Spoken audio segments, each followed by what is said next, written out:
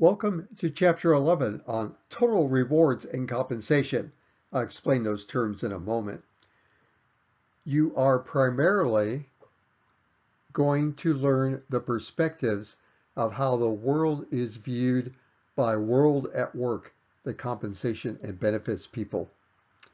Remember that you may stop, start, pause, replay slides as needed to gather all of the total rewards and compensation for this Chapter 11 presentation. This is the sequence of the presentation. Hopefully, I won't get you lost. These chapters 11 and 12 are brought to you by World at Work at the website shown on your screen. This is the private association that does certification for payroll specialists, and they'll help you with your HR specialists as you go through your work. And I recommend this website to you. It is its own little world and it needs its own exploring. Therefore, as we proceed through, these two chapters are brought to you by 11 and 12 and their perspective. Before we launch off into chapter 11 and 12 benefits, we want to take a look at a total paycheck and what it really costs an employer. You have in the upper left what an employer puts in, and in the lower left what an employee sees. There's a difference, so let's take a look. So you get a paycheck or check to bank.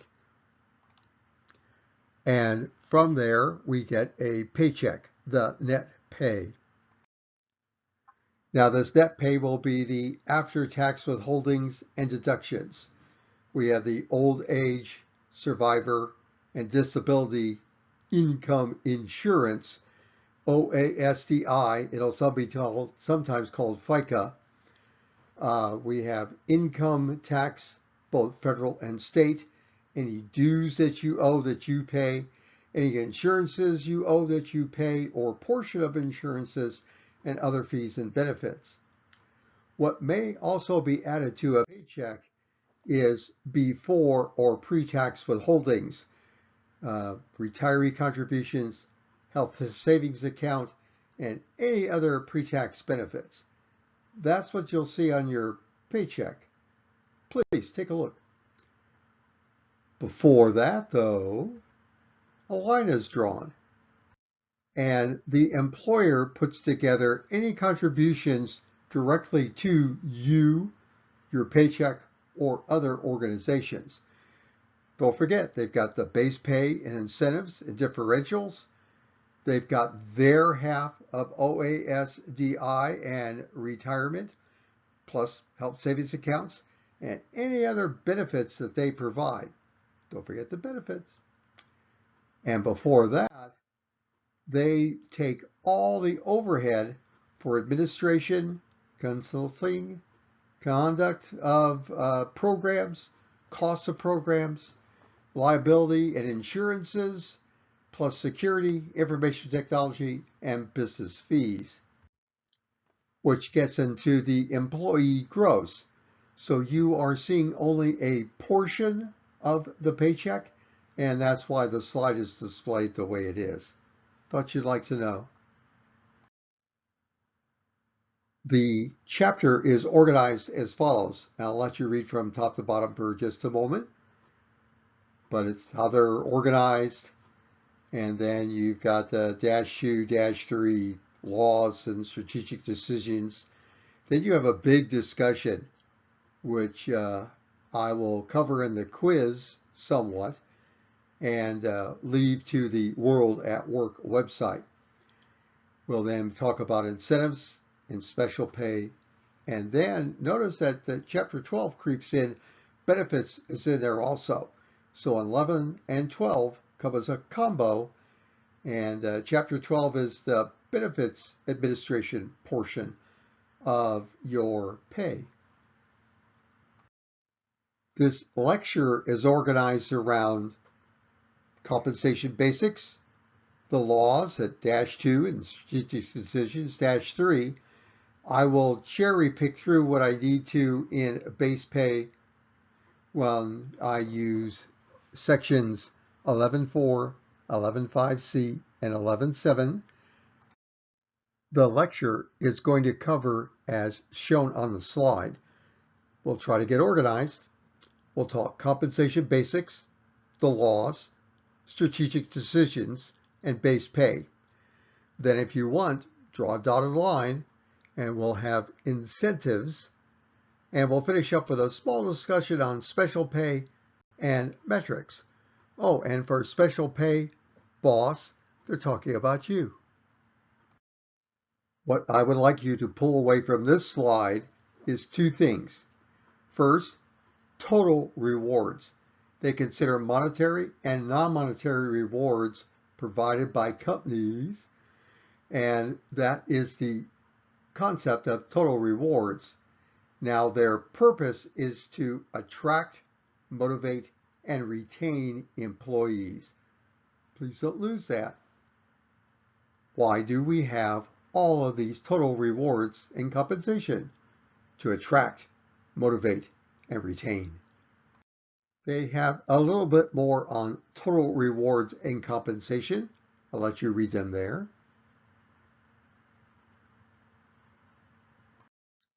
Elements of total rewards has three families. Two are shown on this slide, one on the next. The first two, base pay versus variable pay.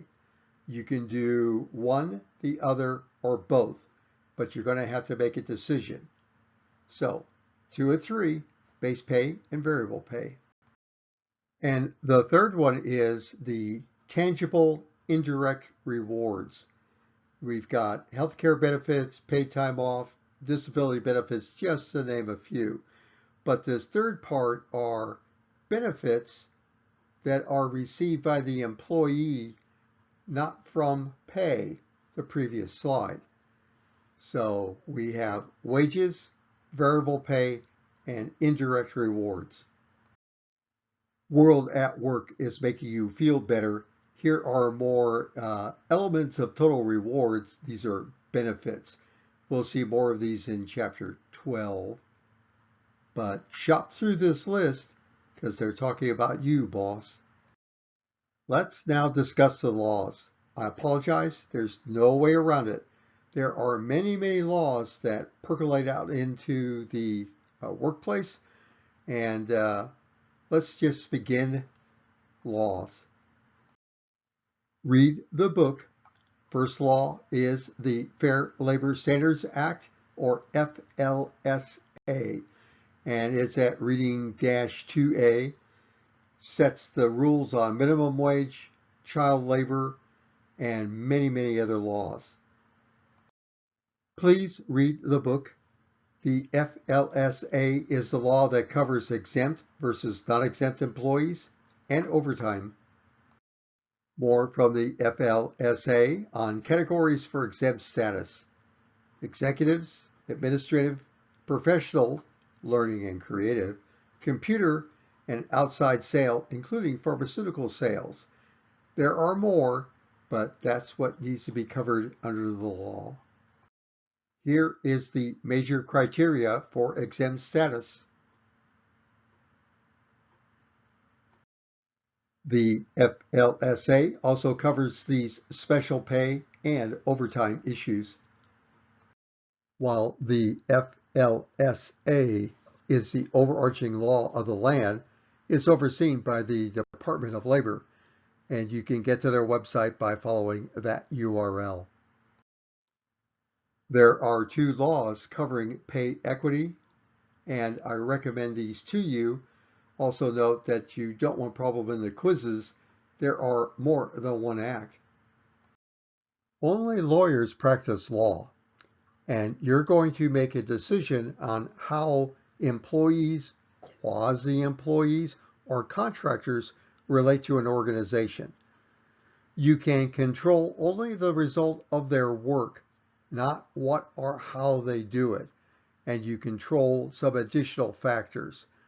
But that will be one of the decisions you make, is this person will relate to the organization this way. So again, advice is only lawyers practice law before you launch off into the independent contractor regulations. In case you've never seen one, this is a Form 1099 miscellaneous on how contractors get paid. Contractors, remember, are different than employees, but block number 7 has what you would be paying them for their contract work. So there it is. Here is a subject near and dear to your heart: pay for internships. And it is just a 6-factor test that decides whether you are paid a little or none as part of your internship. So take a look at this part of the book, -2D. The book also wanted you to know these additional laws affecting compensation on prevailing wage and garnishment, but it does happen, and you might as well read about it. So now, what are the strategic compensation decisions that you're going to be making? There are 2 overarching philosophies.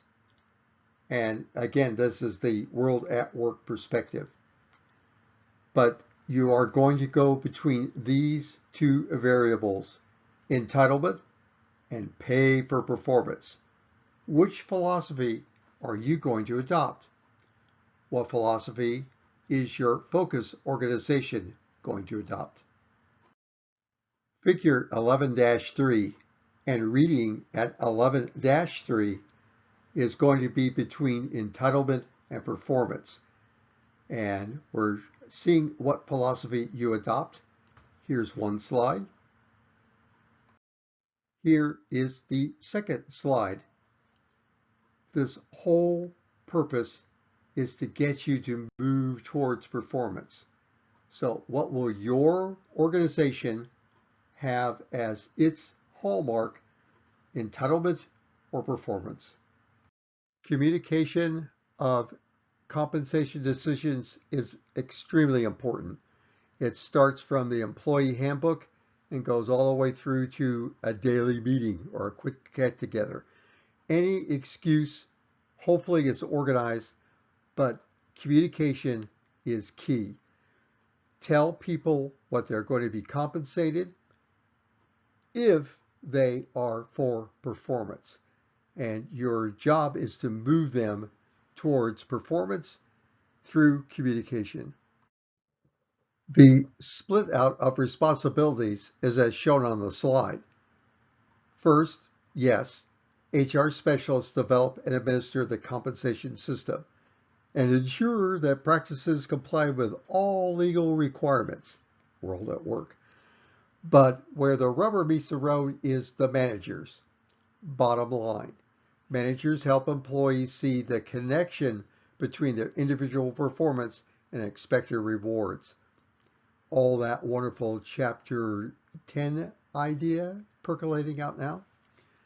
So there is a breakout of responsibilities, but the weight rests on the managers ensuring that the line worker knows what and why they are doing work.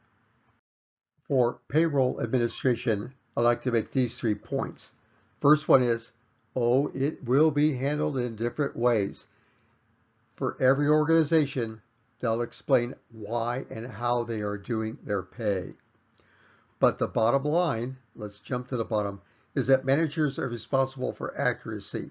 The first person that people come to are the managers. So record keeping is critical. Let's delve just a little bit into compensation issues and decisions you have to make. This decision will look like a practical exercise: market competitive compensation. There's a lot more going on here than you realize. Take a step back and look at your 3 options: lead the market, match, or lag. What will be your philosophy? I'll find out during the practical exercise. A decision matrix is provided for you. I won't go through in detail. In fact, you can stop, replay, or post this slide on whether you will lead, match, or lag the market. There are advantages and disadvantages to both. What's it going to be? Competency-based pay and its readings is explained on this slide. Basically, it's for what you know and what you do. Anytime you're confronted with the difference between the two, well, just know that one is knowledge-based, what you know, and one is skill-based, what you actually do for a customer. So figure out, am I knowing or am I doing? And then answer appropriately from there. I'm going to drill down to pay surveys for just a moment as they become important for the quizzes. For using pay surveys, the readings are as shown on the slide, and it asks you these questions. I thought they were pretty good. Remember that you have an online survey system at your fingertips through ONET. Anytime something is free, you are the target audience. When you use these online systems, while they are private sector oriented, they are actually fishing for information. But you can take a look at how they handle their salary surveys and at how they handle their information. Remember, caution. Let's discuss decisions you will need to make on pay increases. From the four that you see on the slide, I'm going to pull out the cost of living adjustment, or COLA. Every employee's pay is increased to compensate for inflation and rise in prices. Harken back to Chapter 6. Remember that a job search objective consisted of job, location, money, and the priority of those three. Well, location is now what we're going to do research on. Come join me as we do location research, because cost of living increases may occur. What we're talking about is pay differentials, adjustment to a pay rate based upon a labor market. So what is the pay in your labor market? Well, let's find out through research on pay differentials. Hopefully, you will find everything you need without paying. This next exercise on research is going to be on pay differentials. Now, on the left is the employer/consultant side. What I want you to do is go to the right and be the employee development consultant side. And what you're looking for is, what would be the pay differential if I take that job? They will go fishing. So they're trying to figure out if you got a current job, what's that pay? Job offer, you got a job offer? What's that pay? I'm just exploring and so on. Remember, they will go fishing. Anytime something is free, you are the target audience. Want to know the cost of living? Go ask. On this website, you'll find that you can put in equivalent style jobs, but in different locations. And from that, discover, well, is there a pay differential? And sometimes none, or just a little, or just a lot. I purposely picked a tight geographic area, San Francisco, California, and a cost of living calculator. So some of the calculations will put you into shock, and that's why we're doing this exercise. You'll want to know about the job, its money, and then its location. So all three or four factors, the priority of those three, become very, very important. And this is just one of the graphics they'll show you on cost of living in San Francisco. Different website, but basically the same information. It's going to cost an awful lot to live in some places of the United States. All of a sudden, cost of living becomes important. I picked a different geographic area. It costs a little less, but not a lot. And this particular website yielded information on the East Coast. This particular research is on a particular geographic area and then how it breaks out inside the geographic area. Good information if it helps you do negotiation and get a better job, but I'll let you decide that. This is an add-on to a practical exercise.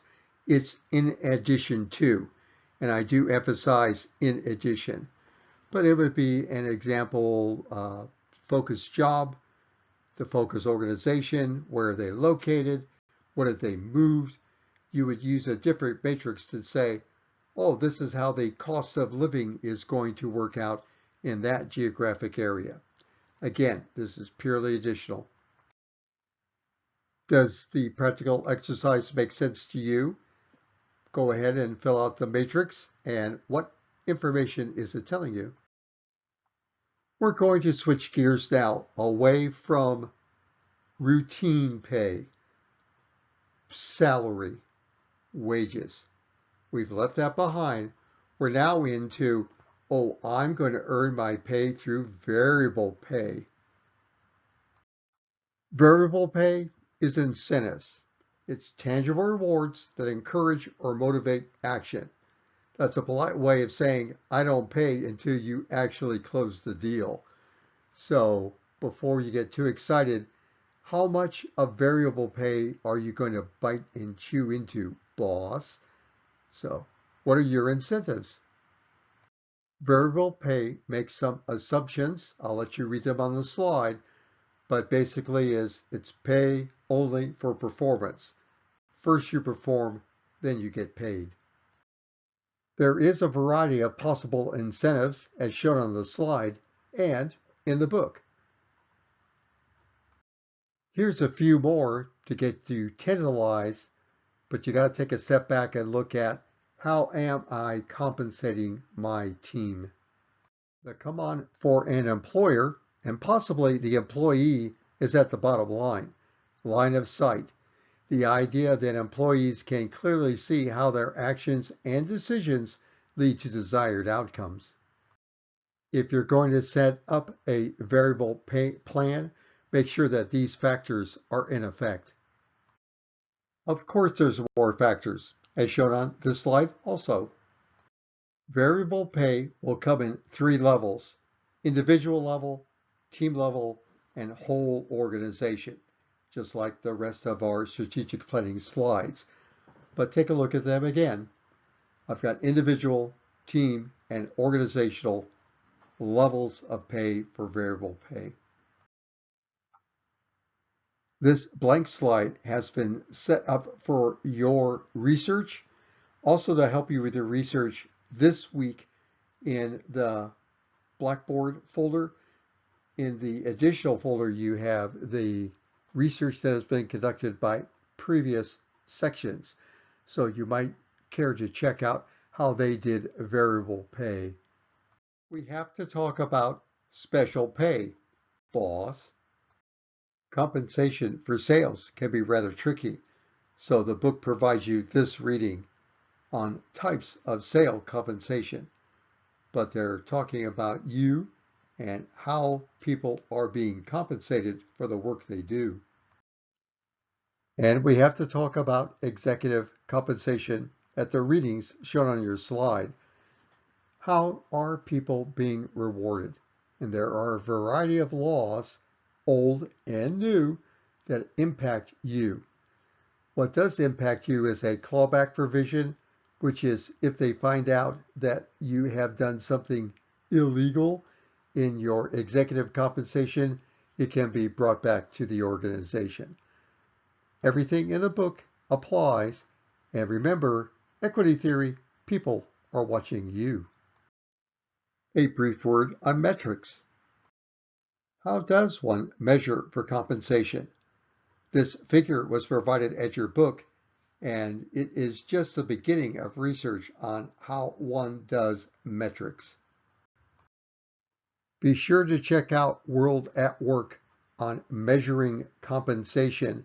You want to start for free, but eventually they will be glad to steer you to human resource specialists that can help you. But initial homework, metrics, is at World at Work. This section is just bonus materials. You'll find it in the additional resources folder for this week or this module. Check it out. Let's take a look. There are spreadsheets for your use in cost of living differences. And the first one on the left is just a spreadsheet where we build from the inside out. And on the right, it's the same spreadsheet, but we build from the outside in. What is it going to cost you in your geographic area or another geographic area? Try out the spreadsheet. It's just going to take the data you give it.